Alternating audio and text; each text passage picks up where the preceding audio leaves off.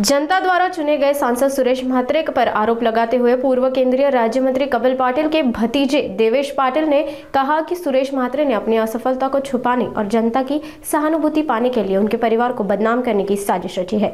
देवेश पाटिल ने press conference के माध्यम से in आरोपों का खंडन किया। इस मौके पर उनके भाई सुमित पाटिल भी मौजूद थे। मनोज म्हात्रे का जो हत्याकांड हुआ, मनोज म्हात्रेंचा जो हत्याकांड झाला अतिशय निंदनीय निर्दयी आहे। हे हत्याकांड झाला त्याच्यानंतर रीतसर ज्यांनी हत्या केली त्यांना पकडलं गेलं, या गोष्टीचं आम्ही कधीच समर्थन करणार नाही। हे खूप चुकीचं झालेलं आहे आणि त्यांचं रीतसर न्यायालयात चौकशी, न्यायालयीन पोलिसीय चौकशी चालू आहे आणि त्याच्यात आमचे बंधू सुमित पाटील यांचं नाव त्यांनी घेतलं। खरोखर माझ्यासाठी तर हास्यास्पद गोष्टी हे कोणी करावं।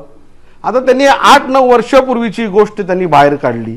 हे कोणत्या माणसाने बाहेर काढावी ज्यांच्यावर स्वतःवर 2014 ला 178, 179, 181, 420 सारखे गुन्हे या बाल्यामामा काल्यामामावर दाखल झाले आहेत। आज मी बाल्यामामा काल्यामामा का करतोय? बाल्यामामाच्या नावाने यांनी पूर्ण लोकसभेचा काल्यामामा करून टाकलेला आहे।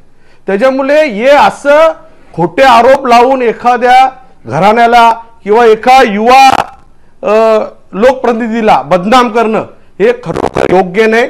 याच्यावर आम्ही त्यांच्यावर अब्रू नुकसानीचा दावा दाखल करणार होतो, पण आम्हाला अब्रू आहे, ज्याची अब्रूच नाही अशा माणसावर अब्रू नुकसानीचा दावा दाखल करून तरी काय भेटणार आहे आपल्याला, हे आम्ही विचार केला। आणि असं गुंड पार्श्वभूमी असलेला हा माणूस यांनी आमच्यावर असा आरोप लावणं, स्वतः आम्ही आमच्या घरातल्या तुम्ही कोणाकडे बघा, आम्ही एक सिंगल आमची गाडी, आमचा ड्रायव्हर आम्ही फिरत असतो, यांच्या मागे 2-2, 3-3, 4-4 ज्यांच्यावर अनेक प्रकारचे गुन्हे दाखल आहेत असे गुंड प्रवृत्तीचे लोक घेऊन हे फिरतात आणि हे आमच्यावर आरोप लावतात।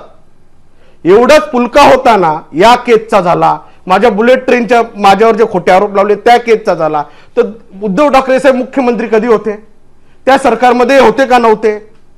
आता हे सांगतात प्रशासनावर दबाव येतो, पण तेव्हा प्रशासनावर कोणाचा दबाव होता? तुम्ही रीतसर तेव्हा चौकशी करायची होती, आताही चौकशी करावी।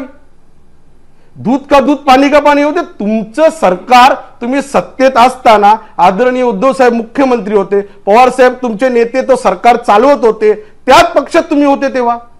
म्हणजे लोकांची दिशाभूल करण्याचा प्रयत्न किती वर्ष करणार? मला पुन्हा एकदा या प्रश्नावर पण माझं उत्तर हेच आहे, खुदा मेहरबान तो गधा पेलवान अशी परिस्थिती या भिवंडी लोकसभेची झाली आहे। या माणसाच्या माध्यमातून भिवंडी लोकसभा 20 वर्ष मागे गेली। 1 वर्ष झालं कुठल्याही विकासाचा प्रकल्प नाही। स्वतःच्या स्टेटमेंटमध्ये स्वतः सांगतात का मला रोड रस्ते करणं हे खासदाराचं काम नाहीये आणि रोड रस्त्यांसाठी स्वतःच बैठका घेतात। म्हणून या माणसाला प्रशासनाचा ज्ञान घ्यायची गरज आहे। माझी विनंती आहे, मी जिल्हा परिषदला त्यांच्यासोबत काम केलेलं आहे, प्रशासनाची ही समजत नाही या माणसाला। 1 वर्ष बांधकाम सभापती होते, तिथे काय भेटत नाही, तिथे समजलं इथे काही नाही, तिथे जाणं बंद केलं। आता 1 वर्ष झालं दिल्लीत, जवळजवळ 1 वर्ष तर पूर्ण होईल, तिथेही काही समजत नाही, त्याच्यामुळे तर दिल्लीलाही जाणं बंद केलं। मी अधिवेशन काळात मला वाटलं दिल्लीला असतील, तुम्ही 2-4 वेळा मानकुली नाका इकडे तिकडे, मानकुली नाकाच्या पुढे जायलाच तयार नाही। कुठेतरी काहीतरी भेटेल या अपेक्षेने काम करणं आणि हेच धोरण, कारण शेवटी संस्कार तेच आहेत। आपण आता फंडरच्या भूमिकेत न राहता एक लोकप्रतिनिधी आहात, आपण लोकप्रतिनिधीच्या भूमिकेत यावं। जनतेचे अनेक प्रश्न प्रलंबित आहेत, आपल्याला जनतेने आपल्यावर विश्वास ठेवलाय, म्हणून असे बुनबुडाचे आरोप न करता जनतेवर लक्ष देऊन जी विकासाची कामं पेंडिंग असतील आपण पुढाकार घ्यावा।